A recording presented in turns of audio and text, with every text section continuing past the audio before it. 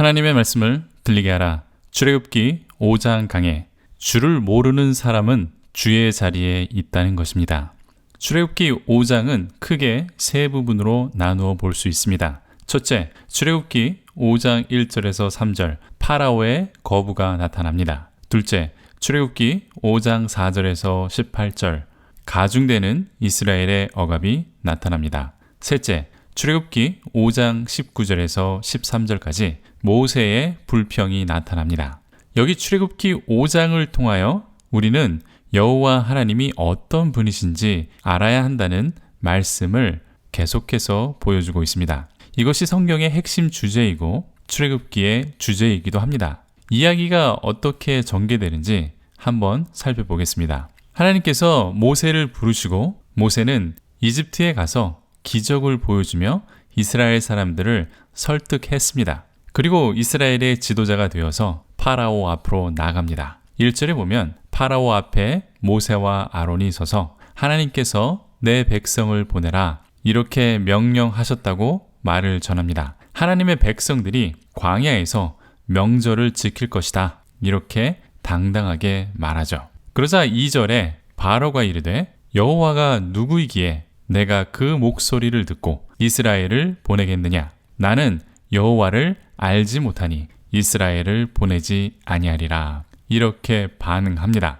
여기서 가장 중요한 것은 파라오의 입을 통하여 들을 수 있습니다. 여호와가 누구냐? 이런 반응을 보이는 것이죠. 또 나는 여호와를 알지 못한다.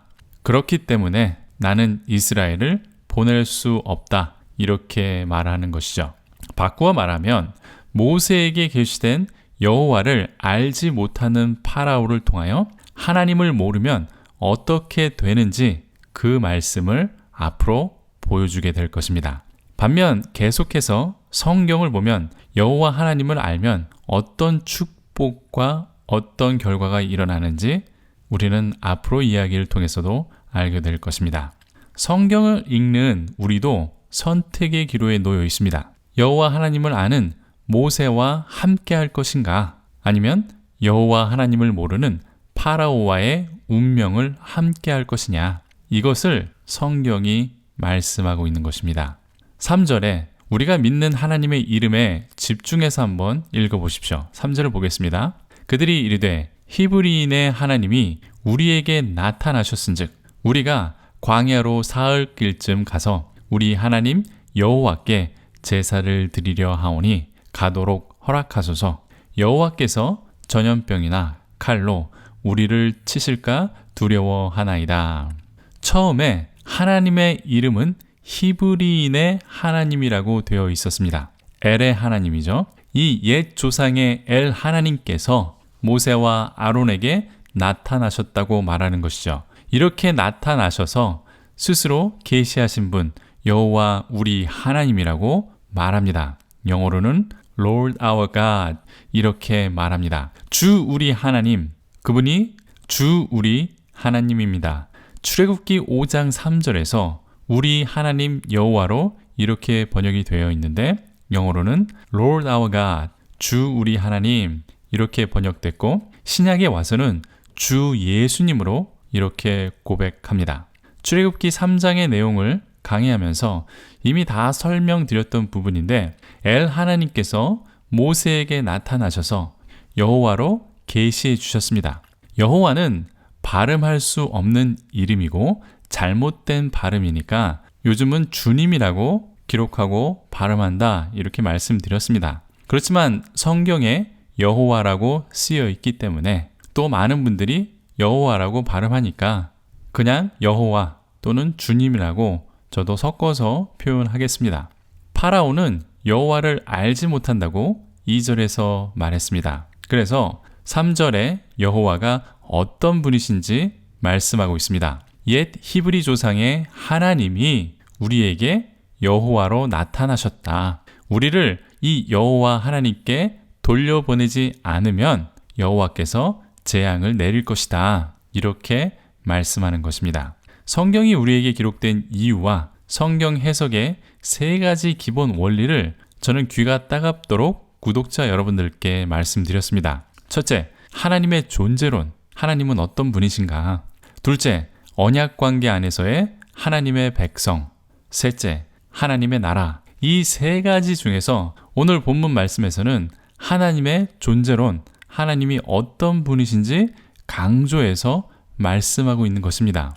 출애굽기 7장 5절에 보면 내가 내 손을 애굽 위에 펴서 이스라엘 자손을 그 땅에서 인도하여 낼 때에야 애굽 사람이 나를 여호와인 줄 알리라 하시매, 이렇게 되어 있습니다. 하나님께서 이집트 사람과 파라오에게 재앙을 내리신 이유는 하나님이 여호와인 줄 알게 하시려고, 이것이 목적이다라고 성경은 말씀하고 있습니다. 출애굽기 8장 19절, 9장 20절, 27절, 10장 7절에도 여호와 하나님이 어떤 분이신지 배우게 될 것이라고 말합니다. 그리고 결정적으로 10장 2절에 내가 여호와인 줄 알리라, 이렇게 다시 한번 계속해서 말씀하고 있습니다. 이렇게 성경에서 반복적으로 말씀하는데 아직도 안타깝게도 많은 성도님들이 우리가 믿는 하나님이 어떤 하나님인지 잘 모르고 신앙생활을 합니다. 하나님 믿으면 잘 먹고 잘 살게 해주고 예수 믿으면 천국 가는 그런 하나님을 우리는 믿고 있습니다. 저는 이런 신앙을 신데렐라 신앙이라고 말합니다. 신데렐라는 왕자님이 누구인지 상관없습니다. 왕자님이 어떤 분이신지 알 필요도 없죠. 왕자니까 결혼하면 되는 것입니다. 그러면 내가 왕국에서 살고 이 절망적인 상황에서 벗어날 수 있는 신분이 되기 때문이죠. 왕자와 결혼하면 좋은 옷 입고 좋은 음식 먹고 좋은 곳에서 잘 먹고 잘 사는 그런 공주가 되는 것입니다. 우리가 하나님을 믿으면 최소한 하나님이 어떤 성품이신지 그것은 알아야 합니다. 남편이 아내가 어떤 성격인지도 모르고 어떤 사람인지도 모르고 결혼한다는 것은 말도 안 되는 일이죠. 그건 당연한 것입니다. 우리가 믿는 여호와 하나님은 하나님의 성품을 스스로 계시해 주셨습니다. 그것이 성경에 기록되어 있습니다. 저는 이것을 하나님의 온전하신 5가지 성품이라고 부르고 제 스승은 작은 신조라고 불렀습니다. 출애굽기 34장 5절에서 6절에 보면 여호와께서 구름 가운데 강림하사 그와 함께 거기 서서 여호와의 이름을 선포하실세 여호와께서 그의 앞으로 지나시며 선포하되 여호와라 여호와라 자비롭고 은혜롭고 노하기를 더디하고 인자와 진실이 많은 하나님이라. 여호와께서 그 이름과 성품을 계시하셨습니다. 자비롭고 은혜롭고 노하기를 더디하고 인자와 진실이 많은 하나님 여호와라고 말씀하셨습니다. 이 단어는 라쿰, 카눈, 에리카파임, 헤셋, 에메트 이 단어가 사용이 되어 있는데 이 단어는 번역하기가 아주 힘든 단어들입니다. 이 하나님은 구약 성경 전체에 이런 하나님이다 라고 계속해서 반복되고 성경 전체에 흐르는 맥입니다. 그리고 신약에서는 이 하나님의 온전하신 5가지 성품을 2개로 줄여서 마지막 2개에 나오는 헤셋 에메트, 즉 은혜와 진리의 하나님이라고 표현을 합니다. 이 온전하신 하나님의 5가지 성품은 지난 강해를 참고해 주시면 자세하게 설명이 되어 있습니다. 성경에서 가장 중요한 구절 중 하나입니다. 그리고 우리는 이 하나님을 꼭 알아야 되는 것이죠. 다시 본문으로 돌아와서 출애굽기 5장 4절에서 18절의 2번째 부분의 내용을 한번 살펴보겠습니다. 이스라엘 백성을 이렇게 놓아달라고 하니까 파라오는 더 심한 노동을 시킵니다. 7절에 보면 벽돌을 굽는데 더 이상 짚을 공급하지 말고 스스로 그들이 짚을 줍게 하라 이렇게 되어 있습니다. 벽돌을 만들 때 진흙으로 만드는데 이것이 쉽게 부서지지 말라고 진흙에 짚을 섞어서 만듭니다. 그런데 이 짚을 공급하지 않고 기존에 할당한 벽돌의 양을 유지하라고 하니까 이스라엘 백성들은 스스로 짚을 구하면서 벽돌까지 만드는 일이 더 많아졌다 이렇게 말씀하고 있는 것입니다. 그나마 이스라엘 백성들은 구할 수 있는 짚의 양도 모자랐던 것 같습니다. 12절을 보니까 백성이 애굽 온 땅에 흩어져 곡초 구루터기를 거두어다가 짚을 대신하니 라고 되어 있습니다. 곡식의 구루터기 밑을 구했다는 것인데 기존에 짚을 구할 수가 없으니까 곡식을 베고 난 남은 밑둥을 구해서 썼다는 것입니다. 아주 절박한 상황을 잘 말해주는 구절이죠. 이렇게 아주 힘들게 짚을 구하고 그나마 그것도 구하기 힘들었던 것이 현실입니다. 그러자 15절에 이스라엘 자손의 기록원들이 가서 바로에게 호소하여 이르되 왕은 어찌하여 당신의 종들에게 이같이 하시나이까? 이렇게 파라오 앞에서 호소합니다. 이 구절은 하나님과 대조를 이루는 파라오의 모습을 보여주는 구절입니다. 출애굽기 2장 23절에는 여러 해 후에 애굽 왕은 죽었고 이스라엘 자손은 고된 노동으로 말미암아 탄식하며 부르짖으니 그 고된 노동으로 말미암아 부르짖는 소리가 하나님께 상달된지라. 이렇게 되어 있습니다. 고된 노동으로 이스라엘 백성들은 하나님께 부르짖었습니다. 그러자 하나님은 언약을 기억하시고 이스라엘의 고통하는 소리를 들으셨습니다. 반면 파라오는 17절에 이스라엘이 고된 노동으로 호소하자 게으르다 게으르다 이렇게 이스라엘 백성을 책망합니다. 그리고 집도 주지 않고 벽돌도 그대로 만들라고 합니다. 이를 통하여 파라오가 하나님의 자리에 서 있다라는 것을 보여주고 파라오가 하나님을 대적하고 있다라는 것을 우리들에게 보여주는 것입니다. 여호와 하나님을 모르는 자는 이렇게 하나님을 대적하는 것이다 라고 말씀하는 것이죠. 그러니까 하나님을 믿지 않는 것은 단순히 하나님을 무시하는 것이 아니라 하나님이 하시는 일을 대적하고 자신이 하나님이 되어서 서 있다라는 것을 이렇게 간접적으로 보여주는 것입니다. 다시 말하면 여호와를 모르면 자신이 여호와가 된다. 이것을 성경은 말씀에 보여주고 있는 것입니다. 그러므로 하나님을 아는 것이 얼마나 중요한지 우리들에게 이렇게 말씀해 주는 것이죠. 이제 세 번째, 출애굽기 5장 19절에서 23절까지의 모세의 원망에 대한 이야기를 보겠습니다. 일은 점점 꼬여갑니다. 이스라엘 백성들은 모세와 아론이 행한 기적을 보고 이제 고된 노동에서 벗어나 자유롭게 하나님을 섬기는 하나님의 백성이 되겠구나 이렇게 생각을 했는데 실상은 더 심한 노동과 학대를 받는 것이었습니다. 실제로 전 세계 인류 역사를 보아도 노예들이 이제 우리는 그만 노예 생활을 하겠습니다. 이렇게 반란을 해서 성공한 사례가 한 번도 없었습니다. 노예가 해방되는 유일한 방법은 역사상 국가의 왕이나 지도자가 이제 너희 노예들을 해방시켜 주겠다. 아니면 적국의 왕이 그 나라를 점령하고 이제 너희를 해방시켜 주겠다. 이런 경우밖에 없습니다. 이렇게 해서 노예들이 해방을 받는 것이지 왕이 원하지 않는데 노예들이 거부해서 노예에서 해방된 역사는 한 번도 일어난 적이 없습니다. 미국의 흑인 노예도 미국 대통령 링컨과 정치 지도자들이 일구어낸 성과이지 노예들이 직접 만들어낸 성과가 아닙니다.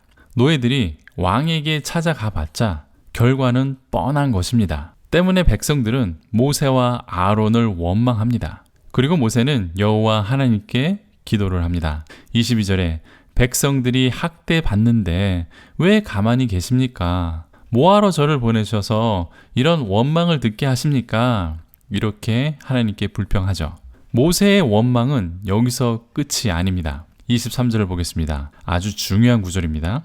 내가 바로에게 들어가서 주의 이름으로 말한 후로부터 그가 이 백성을 더 학대하며 주께서도 주의 백성을 구원하지 아니하셨나이다. 자, 다시 한번 주목해 보겠습니다. 내가 파라오에게 들어가서 무엇을 말했다고 되어 있습니까? 파라오시여, 이스라엘 백성들을 보내주십시오. 이렇게 말했다고 되어 있습니까? 아니죠. 성경의 핵심 주제가 다시 한번 나옵니다. 내가 바로에게 들어가서 주의 이름으로 말했다. 이렇게 되어 있습니다.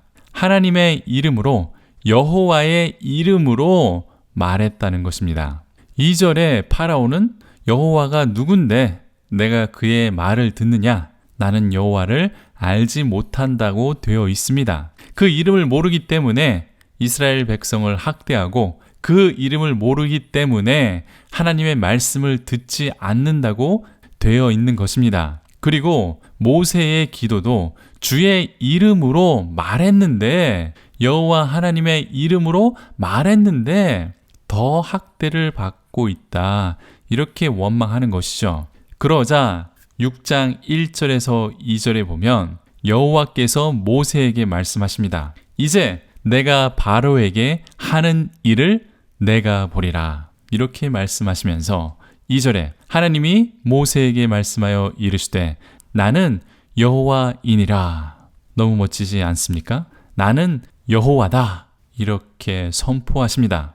저는 이 말씀이 너무 멋있습니다. 능력의 이름, 권능의 이름, 이분이 우리의 하나님 여호와 하나님이십니다. 주 우리 하나님이라고 성경은 말씀하고 있습니다. 이처럼 멋있게 전개되는 이야기는 다음 시간 6장에서 계속해서 다루도록 하겠습니다. 이제 결론을 내리겠습니다. 출애굽기 5장 전반부 1절에서 3절에는 여호와가 누구신지 모르는 파라오가 여호와 하나님의 명령을 거부합니다. 이 여호와 하나님은 3절에 히브리인의 하나님이신데 모세에게 나타난 여호와 하나님이라고 되어 있습니다. 영어로는 Lord our God, 주 우리 하나님 이렇게 번역을 합니다. 그러자 파라오는 이스라엘 백성의 노역을 더 어렵게 해서 학대를 합니다. 짚을 주지 않고 벽돌을 만들라고 명령하니까 짚을 구하는데 이스라엘 백성들은 너무 힘이 들었습니다. 때문에 이스라엘 백성들은 파라오에게 다시 한번 호소합니다. 하지만 파라오는 이스라엘 백성을 더욱 학대합니다. 이를 통하여 성경이 우리들에게 보여주는 것은 파라오가 하나님의 자리에 서 있다는 것입니다. 또 하나님은 이스라엘의 노역의 고통을 들으셨지만 파라오는 그 위치에서 이스라엘의 노역의 고통을 듣지 않았다는 것을 보여줍니다. 이를 통해서 하나님께서는 라쿰 카눈, 인자와 인애의 하나님이라는 것을 우리들에게 다시 한번 상기시켜 줍니다. 다시 끝부분에서 이스라엘 백성들은 모세를 원망하고 모세는 하나님을 원망합니다. 여기서 주목해야 하는 것은 주의 이름으로 말한 후부터라는 구절입니다. 주의 이름, 여호와 하나님의 이름, 주 우리 하나님, Our Lord God입니다. 이 이름으로 말을 했다는 것입니다. 성경이 계속해서 반복하는 것은 주 우리 하나님의 이름입니다. 이 이름을 못 외우니까 반복하는 것이 아닙니다. 하나님의 존재, 하나님이 어떤 분이신지, 주 우리 하나님의 이름의 의미가 무엇인지 그 의미를 알라고 이렇게 반복해서 말씀해 주는 것입니다. 여호와께서 어떤 일을 하시는지 보라고 6장에 말씀합니다. 그 하나님의 일을 통해서 우리는 여호와 하나님, 주 우리 하나님이 어떤 분이신지 알게 될 것입니다. 이스라엘 백성을 구원하신 주 우리 하나님을 깊이 알아가는 귀한 시간이 되시길 간절히 축원드립니다. 아멘. 도움이 되셨습니까? 질문이나 의견이 있으시면 댓글을 달아주십시오. 영상과 관련이 없는 질문도 괜찮습니다. 구독과 좋아요를 눌러주시면 제게 큰 격려가 됩니다. 또 알람까지 해주시면 계속해서 제 성경 강해를 들으실 수 있습니다. 물질로도 후원해 주시는 분들이 있는데 너무 감사합니다. 그 물질은 하나님의 나라를 확장하는 선교 사역으로 사용할 것입니다. 감사합니다.